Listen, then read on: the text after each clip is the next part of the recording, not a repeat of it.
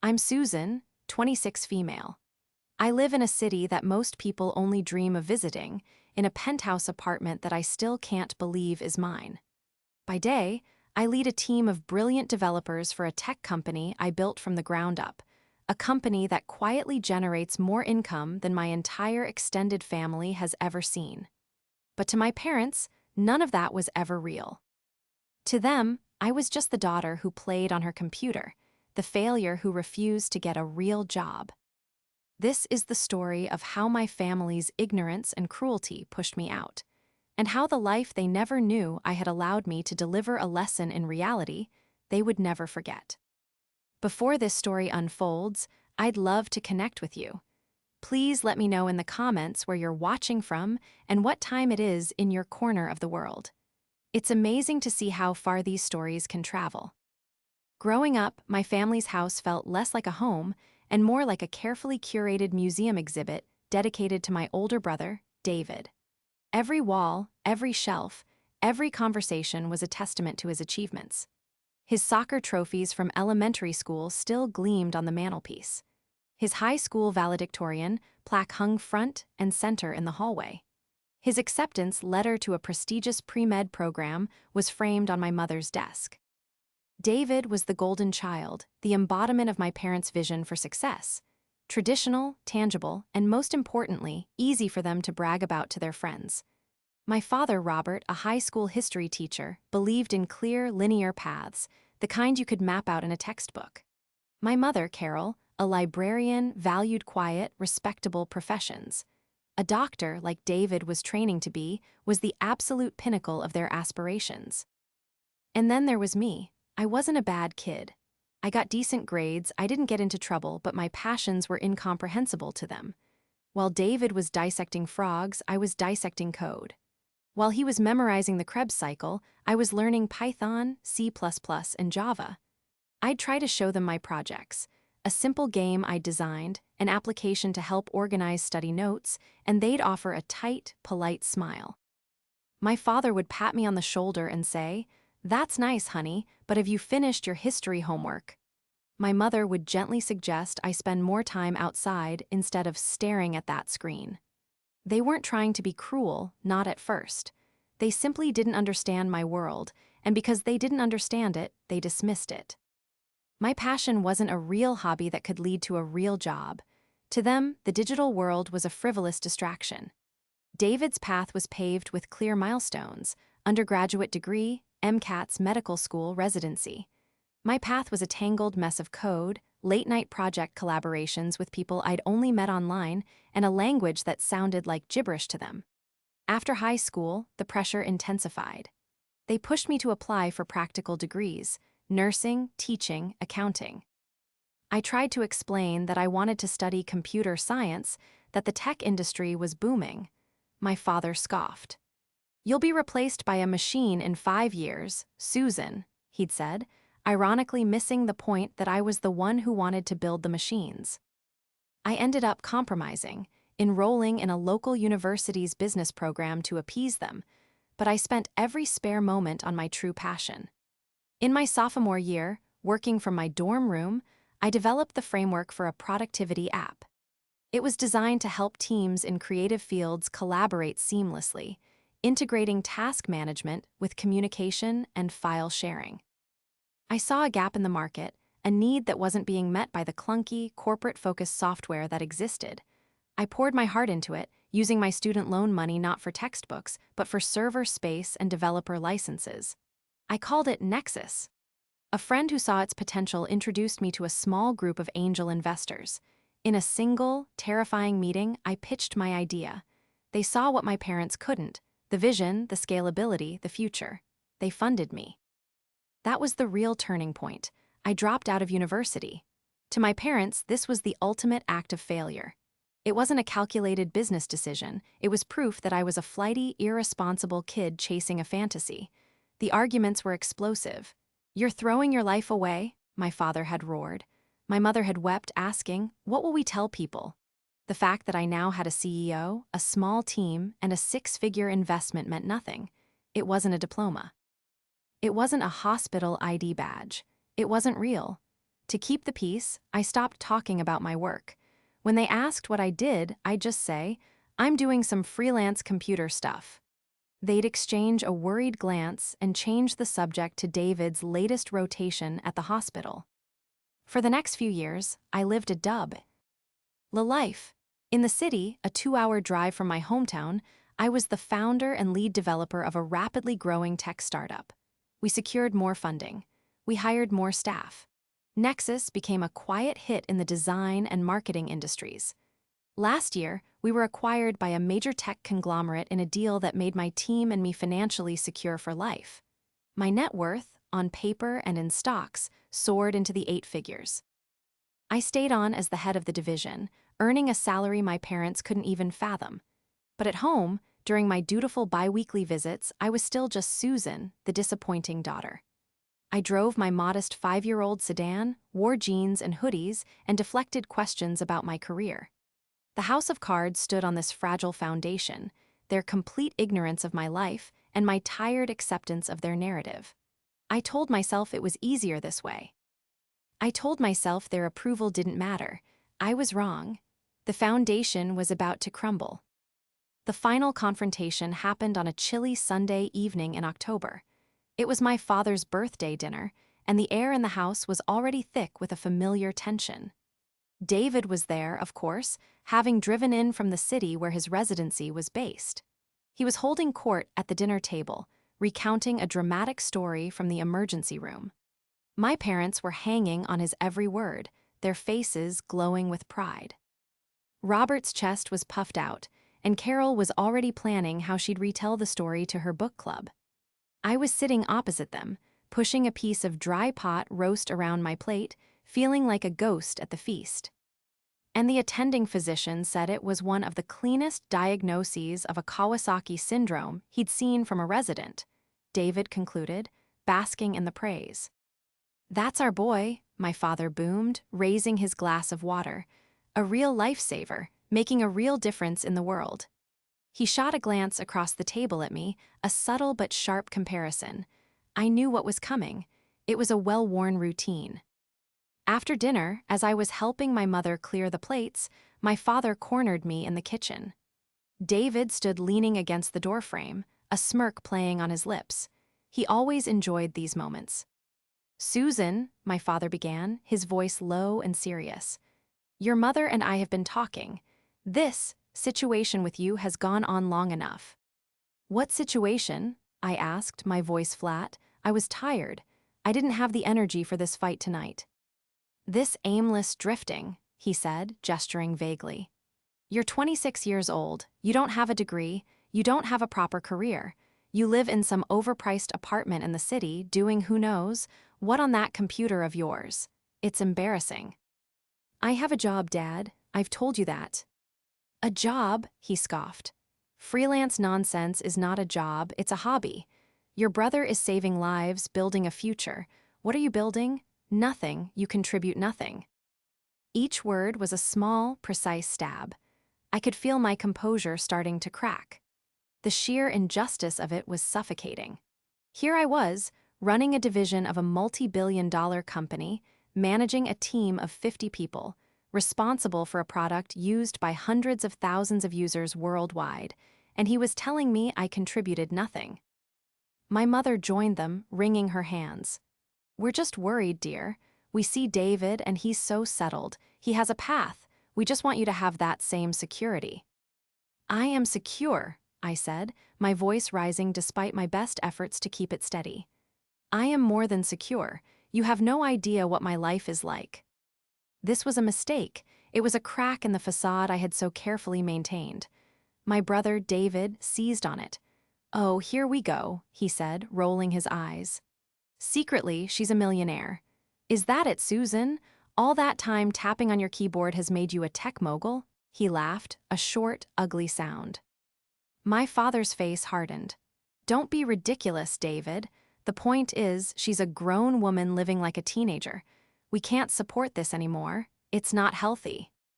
"Support me?" I was floored. "I haven't asked you for a single dollar since I was 18. "It's not about money," my father roared, his face turning red. "It's about principle. It's about the shame of telling our friends that our daughter is a college dropout with no prospects. We have a reputation to uphold. David has a reputation. That was it, that was the core of it. My perceived failure was a stain on their perfect family picture. It wasn't about my happiness or my well-being, it was about their image. A cold, calm clarity washed over me. I had spent years walking on eggshells, minimizing myself to fit into their tiny, suffocating box. For what? To be tolerated? To be insulted in my childhood home on a Sunday evening? No, I was done. "You're right," I said quietly. The sudden shift in my tone caught them off guard. "You shouldn't have to support Thai S anymore." My father, likely thinking he had finally broken me, pressed his advantage. "So you'll finally listen, you'll enroll in community college, get a real certificate in something." I looked at him, at my mother, at my smirking brother. And for the first time, I didn't see my family. I saw three strangers who had built a narrative about me that had nothing to do with who I was, and I realized, with a profound sense of release, that I didn't need their approval. I never had. "No," I said, my voice firm, "I won't be doing any of that." I took a deep breath. "In fact, I think it's best if I leave." My father's face contorted with rage. This was not the capitulation he expected. "Leave? Fine, get out. If you're not going to live by the rules of this house, then you're not welcome in it. Go live on the streets for all I care. See how far your little computer game gets you then." "Robert," my mother gasped, but she made no move to stop him. I didn't flinch, I didn't cry, I didn't scream. I looked him dead in the eye, and a small, genuine smile touched my lips. It wasn't a happy smile. It was a smile of liberation. He had just handed me the key to a cage I hadn't realized I was still in. "Okay," I said. I turned, walked past my stunned brother, went to the hall closet, and retrieved my jacket. I didn't have anything else there. I had learned long ago not to leave pieces of myself in that house. I walked to the front door, my car keys already in my hand. With my hand on the knob, I paused and looked back at them, huddled together in the kitchen doorway, their faces a mixture of shock and fury. "Thank you," I said, and then I just smiled, turned the knob, and left. The heavy oak door clicked shut behind me, and for the first time in years, I felt like I could finally breathe. They had no idea what they had just done. They thought they were throwing out a failure. They had just released a giant. The first week of my self-imposed exile was blissfully silent. No passive-aggressive texts from my mother asking if I'd found a real job yet. No emails from my father with links to online paralegal courses. No smug calls from David detailing his latest triumph. The silence was a balm on a wound I hadn't realized was so deep. I threw myself into my work with a renewed focus. I finalized the Q4 roadmap for my team, greenlit a new experimental feature for Nexus, and held a series of strategy meetings that left me feeling energized and capable. I was thriving. I moved some assets around, a simple matter of a few clicks on my banking portal. I sold a portion of my vested stocks from the acquisition and transferred a cool $8 million into a high-yield savings account. The remaining $7 million was spread across a diversified portfolio that my wealth manager handled. Seeing the numbers on the screen didn't give me a rush of power, but a feeling of profound peace. This was my safety net, my foundation, woven from years of hard work they had dismissed as a childish fantasy. It was real. I was real. I thought that would be the end of it. I'd move on, they'd stew in their self-righteous anger, and our lives would proceed on separate tracks. I had no intention of reaching out, and I assumed their pride would prevent them from doing the same. It turns out I underestimated their capacity for delusion. 3 weeks to the day after my father had yelled at me to go live on the streets, I received an email. It wasn't from any of them directly. It was a generic mass email from a GoFundMe campaign. The subject line read, "Help the Robert and Carol family." My blood ran cold. My first thought was a medical emergency. Had something happened to one of them? My anger, for a moment, was replaced by a familiar filial fear. I clicked the link. The page loaded, and the face staring back at me was my own mother's, her expression carefully composed to look both brave and tragic. Beside her stood my father, his arm around her, his face a mask of weary resolve. The campaign photo was professionally taken. Below it was a long, rambling text, clearly written by my brother, David. Our family has recently been struck by an unforeseen and devastating financial crisis. It began. My father, Robert, a dedicated public school teacher for 30 years, has been the victim of a predatory lending scheme that has put our family home, a place of love and memories for over 3 decades, into foreclosure. The bank is demanding an impossible sum of $250,000 within a month to stop the proceedings. I blinked, rereading the paragraph. Predatory lending scheme? My father was meticulous with finances, almost to a fault. He balanced his checkbook by hand every Sunday. He lectured me endlessly about the evils of credit card debt. The idea of him falling for a predatory loan was ludicrous. It made no sense. The text continued, painting a dramatic picture of woe. My mother, Carol, is too distraught to work. I, their son David, am doing ever. Ithing I can, but as a medical resident, my income is limited and goes towards my own substantial student loans. We are a proud family that has never asked for help, but we are now facing the very real possibility of homelessness. We have been abandoned by those who should have stood by us, and now we must turn to the kindness of our community, friends, and even strangers to save our home. The veiled dig at me was unmistakable. Abandoned by those who should have stood by us. They were not only begging for money online, but they were also publicly casting me as the villain, the heartless daughter who had deserted them in their hour of need. The campaign goal was set at a staggering $300,000, with a note explaining the extra $50,000 was for legal fees and stabilizing expenses. I scrolled down, my heart pounding with a mixture of anger and disbelief. The campaign had been live for a day and had already raised nearly $15,000. Friends of theirs, former neighbors, members of my mother's book club, people I had known my whole life had donated. The comments were a stream of sympathy and support. So sorry to hear this, Robert. We're thinking of you. Carol, you are the strongest woman I know. Hang in there. What a terrible situation. We're happy to help a family that has given so much to our community. And then I saw it. The top donation, $5,000. The name next to it was David. My brother, who had just claimed his income was too limited to help, had made a massive public donation. It was a performance, a piece of theater designed to showcase his filial devotion and, no doubt, to guilt-trip others into giving more. Something was deeply, fundamentally wrong with this picture. The story didn't add up. The foreclosure, the predatory loan, David's grandstanding donation, it was all too neat, too dramatic. It felt scripted. My father was a man of immense, foolish pride. He would rather live in his car than admit financial failure to the world. For him to agree to a public GoFundMe, there had to be more to the story. This wasn't just a financial crisis. This was a lie. And I, the useless failure they had thrown out, was the only one in a position to find out what was really going on. The glimmer of truth was a tiny, nagging inconsistency, but my entire career had been built on spotting patterns and debugging systems. My family's story was the buggiest piece of code I had ever seen. My initial shock quickly hardened into cold, methodical resolve. This was no longer a family squabble. It was a calculated deception, and they were using their friends and community as pawns. This required more than an emotional response. It required data. It required an investigation. The skills I had honed building my company, due diligence, background checks, following digital trails, were about to be repurposed for a far more personal project.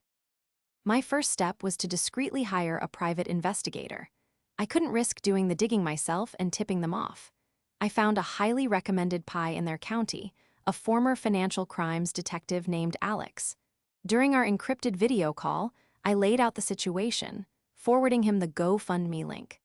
I was careful not to frame it as a family dispute. I presented myself as a concerned third party who suspected fraudulent activity in the campaign. I wanted an unbiased, factual report. So you want me to verify the foreclosure notice and look into this predatory loan they're talking about? Alex asked, his face impassive. Exactly, I said. I also want a full financial workup on my parents, Robert and Carol, and my brother, David. I want to know about any major debts, recent big-ticket purchases, credit scores, the works. I want to know where that $250,000 figure came from. And I especially want to know where David got the $5,000 he so publicly donated. This will be expensive, Alex warned.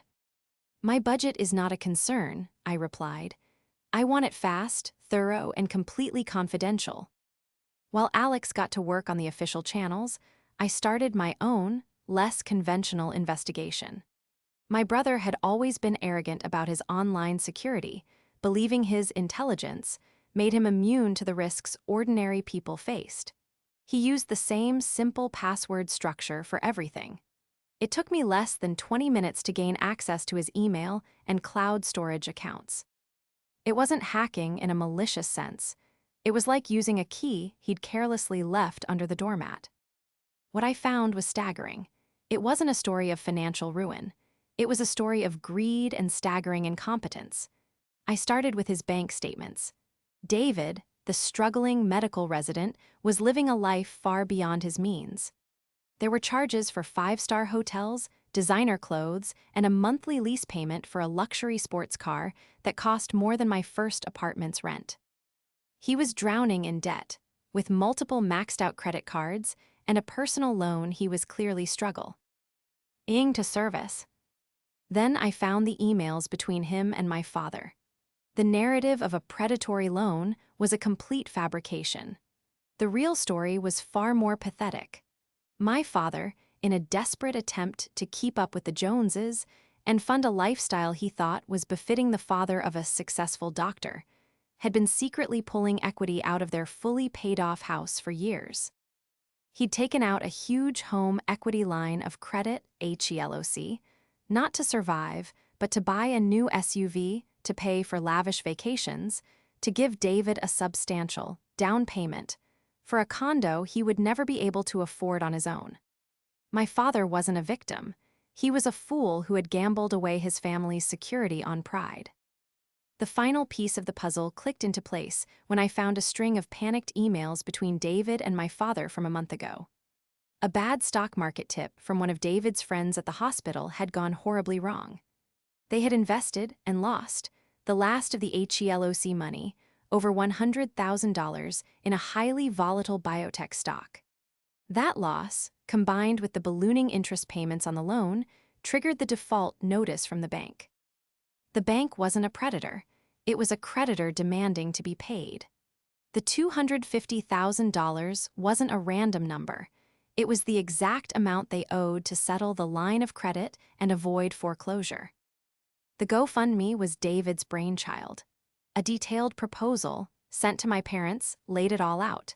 He would frame it as a tragedy, leverage their good standing in the community, and use public sympathy to bail them out of a mess of their own making. He even coached them on what to say and how to look for the photo. The most sickening part was a line in the proposal. We can even use Susan's recent departure to our advantage. We'll frame her as the selfish daughter who abandoned us, which will make people even more sympathetic to our plight. By the time Alex called me back 3 days later, his report simply confirmed everything I had already discovered. There's no predatory loan, he said, his voice grim. It's a standard HELOC from a major national bank, maxed out and in default. As for the brother, David, his $5,000 donation was funded by a cash advance from another credit card. He's just moving debt around. The man is a financial train wreck. I sat there in my silent, minimalist office, the city lights twinkling far below. The full picture was now clear, painted in the ugliest shades of entitlement and deceit. They hadn't just thrown me out because they thought I was a failure. They had thrown me out, created a lie about their own foolishness, and then strategically used my absence as a tool for their fraudulent scheme. They were trying to monetize my estrangement. The anger that had been simmering inside me now cooled into something harder and more resolute. They wanted $300,000 to save them from the consequences of their actions. I had a different plan. I wasn't just going to let them fail. I was going to architect it. The desire for simple, explosive revenge was tempting. I could have exposed them online with a single post, attaching the screenshots of David's emails and Alex's report. I could have hired a lawyer and sued them for defamation. But that would be messy, public, and in a strange way, it would give them exactly what they wanted. More drama, more attention, more opportunity to play the victim. My father's rage and my mother's tears would become the center of the story. I would be dragged back into their chaotic orbit. No, my response had to be as quiet, as precise, and as devastatingly effective as a line of perfect code. I wasn't going to be a character in their soap opera. I was going to be the architect of their reality. My plan had 3 phases, designed to dismantle their scheme from the inside out, using their own greed and pride as the levers. Phase 1 was subtle, amplification. The GoFundMe was doing reasonably well, having climbed to about $45,000 in 2 weeks, mostly from their immediate social circle. It needed a bigger audience. I hired a freelance digital marketing specialist, telling her I represented an anonymous philanthropist who was moved by the family's plight and wanted to help them reach their goal. Her job was to promote the campaign. Using carefully targeted ads on social media, she pushed the GoFundMe into regional community groups, alumni networks for my father's college, and forums for supporters of teachers and medical workers. The ads were designed to be emotionally resonant, using the same salt of the earth family betrayed narrative that David had invented. The effect was immediate. The story, now reaching a wider audience who didn't know my family personally, took on a life of its own. Donations poured in. The total climbed past $100,000, then $150,000. I watched the numbers rise on the campaign page, a grim satisfaction settling in my chest. With every dollar, their lie grew bigger. Their culpability deepened. They were digging their own hole, and I was just handing them a bigger shovel. I could almost picture their excitement, the smug satisfaction they must be feeling. They would feel invincible, certain that their cleverness had saved them. Phase 2 was the Trojan horse. With the deadline from the bank just over a week away, and their fundraising total hovering around $170,000, impressive, but still far short of their goal, it was time to introduce the main element of my plan. Through a shell corporation I'd set up years ago for anonymous investments, I made a single, massive donation to the GoFundMe. $130,000. It was the exact amount they needed to reach their $300,000 goal. I made the donation under the name, A Grateful Student. The comment I left was simple and poignant. To Mr. Robert, you may not remember me, but your history class in 1998 taught me to think critically and challenge narratives. It's a skill that has served me well in my career. I was so sorry to hear of your family's hardship. Please accept this as a small token of my immense gratitude. I hope you can save your home and find peace. I knew this would be irresistible to my father's ego. Not only had they reached their goal, but they had been saved by a mysterious, successful former student, a perfect validation of his life's work. It was the ultimate vindication, a story he would tell for the rest of his life. As I predicted, within an hour of the donation, my brother posted a jubilant update, thanking the angel donor and declaring that their family's faith in humanity had been restored. He announced they would be withdrawing the funds immediately to pay the bank and save our beloved home. They felt the warm embrace of victory, but the money came with strings they couldn't see. Phase 3 was the trigger. GoFundMe, like all platforms, has strict policies against fraudulent campaigns. Misrepresenting the reason for fundraising is a clear violation of their terms of service. All this time, I had been compiling my evidence into a neat, undeniable package: David's emails, the bank documents for the HELOC, the stock brokerage losses, the records of their extravagant spending, and the Pi's official report. It was an open and shut case of fraud. The morning after my donation pushed them over their goal, and just as David announced the withdrawal, I submitted my report to GoFundMe's trust and safety team. I did it anonymously, posing as a concerned citizen who had uncovered the deception. The evidence was irrefutable. I laid out how they had fabricated the predatory loan story, how the funds were for bailing them out of a gambling debt, not a tragedy, and how they had intentionally misrepresented their situation to solicit donations. The platform's response would be swift and automatic. Their system, when faced with a verified fraud claim of this magnitude, would immediately freeze the account and all the funds within it, pending a full investigation. The $300,000, a mix of their friends' money, strangers' generosity, and my own Trojan horse donation, would be locked away, inaccessible. The bank's foreclosure deadline was now just days away. They would be standing there, with the finish line in sight, only to have the ground crumble beneath their feet. They wouldn't know who had reported them. They would blame GoFundMe, they would blame the bank, they would blame anyone but themselves. But the outcome would be the same. Their salvation, which they had celebrated so loudly just hours before, would be snatched away. And I hadn't raised my voice, sent a single angry text, or revealed my hand. I had simply built a perfect, quiet trap and let them walk right into it. The architect's work was done. All that was left was to watch the demolition. I didn't have to wait long. The fallout began 2 days before the bank's deadline. I received a frantic, garbled voicemail from my mother. It was the first time I had heard her voice in over a month. She was sobbing, barely coherent. "Susan, you have to call me. It's a disaster. The money, it's gone. They froze it.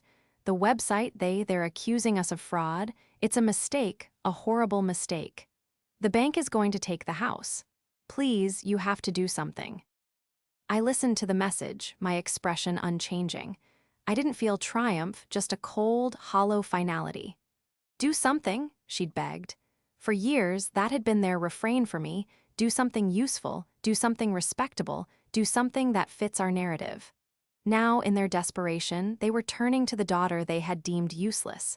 I deleted the voicemail. The next call was from David.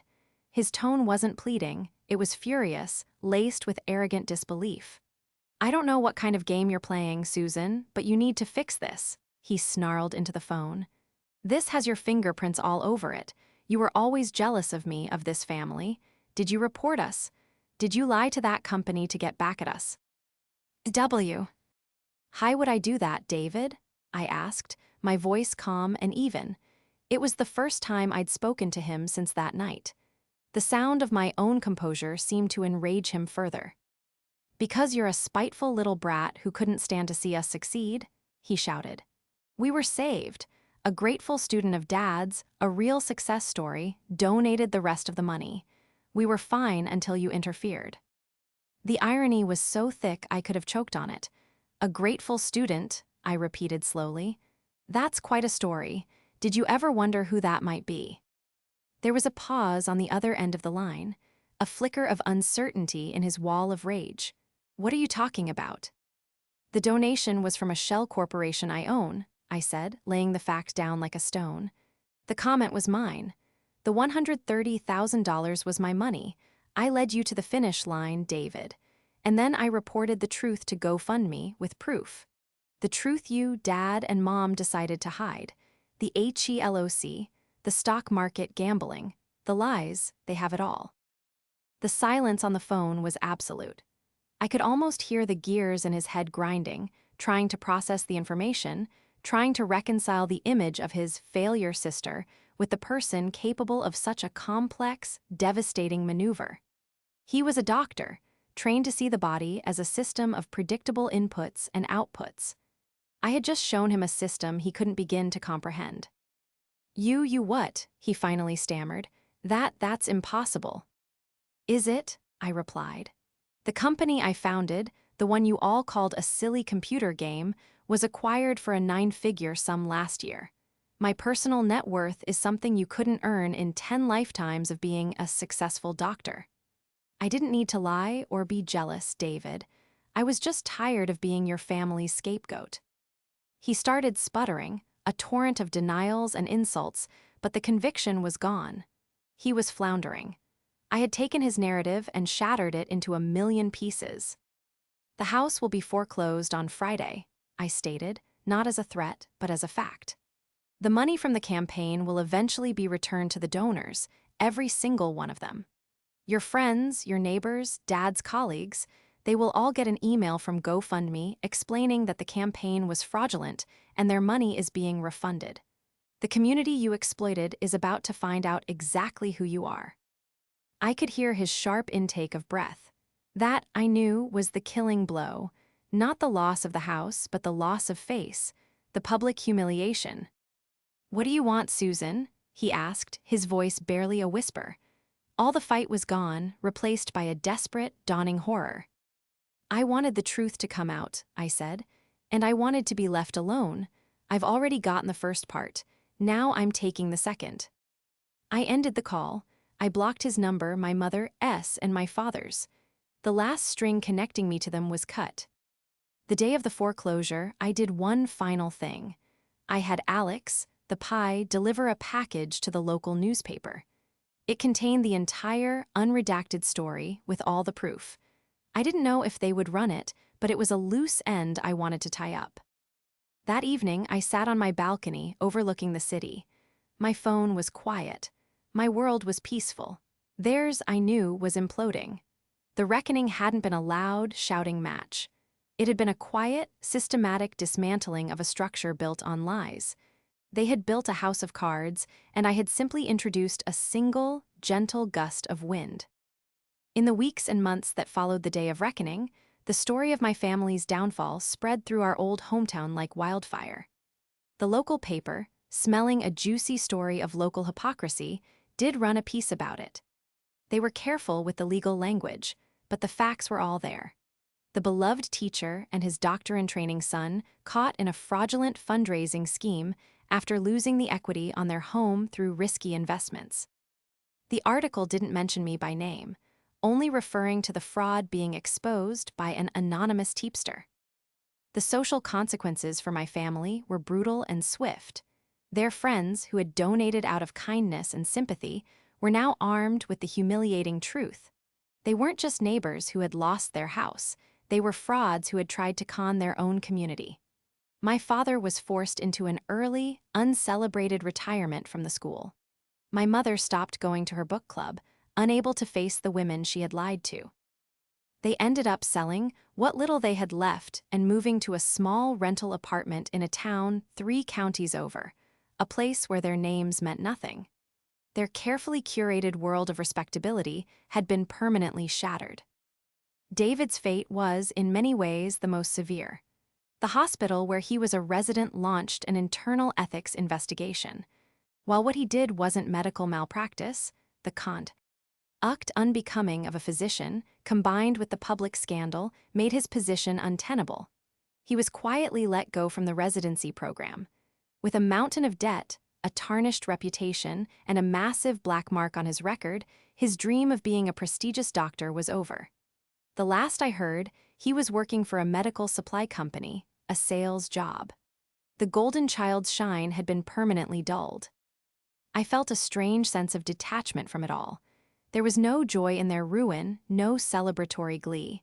There was only a quiet, profound sense of peace, like the stillness after a violent storm. The constant, low-grade stress of their judgment, a weight I had carried for my entire life, was finally gone. I was free. My life, in contrast, flourished. Without the burden of their disapproval, I found a new level of creativity and confidence at work. I spearheaded a new project, an educational initiative funded by my company, to create free coding boot camps for underprivileged high school students. I wanted to give other kids the validation and resources I never had. I found joy in mentoring them, in seeing their eyes light up when they solved a complex problem, the same way mine once did. I was building something real, something that contributed, using the very skills my father had deemed worthless. One afternoon, about a year after I left, a letter arrived at my office. It was postmarked from the town where my parents now lived. The handwriting was my mother's. For a moment, I considered throwing it away unopened. But curiosity, or perhaps a need for final closure, made me slide my finger under the flap. The letter wasn't angry, it wasn't accusatory. It was short, and it was devastating in its simplicity. Susan, it read, your father and I are adjusting. I think a lot about that last night. We were wrong. I see that now. We were so blinded by the path we wanted for you, we never bothered to look at the path you were actually on. We didn't understand, and so we were afraid. I don't expect you to forgive us. I don't know if we deserve it. I just hope you are happy. Love, Mom. I read the letter twice. There was no request for money, no hint of a plea for reconciliation. It was just an admission, an apology as close as she could probably ever get to one. I folded the letter and put it in a drawer. It didn't erase the years of hurt, but it softened the edges of the memory. It was an acknowledgement, a final, quiet closing of a painful chapter. I never wrote back. Our paths were too different now. Forgiveness was a complex idea, something I might consider in the distant future, but for now, peace was enough. My foundation was no longer built on their shifting sands of approval, but on the bedrock of my own achievements, my own integrity, and my own definition of success. I had been thrown out, told to go live on the streets, and in a way, I had. I had walked out of their house and onto the streets of my own life, paved with the gold of my own making. And I had never looked back.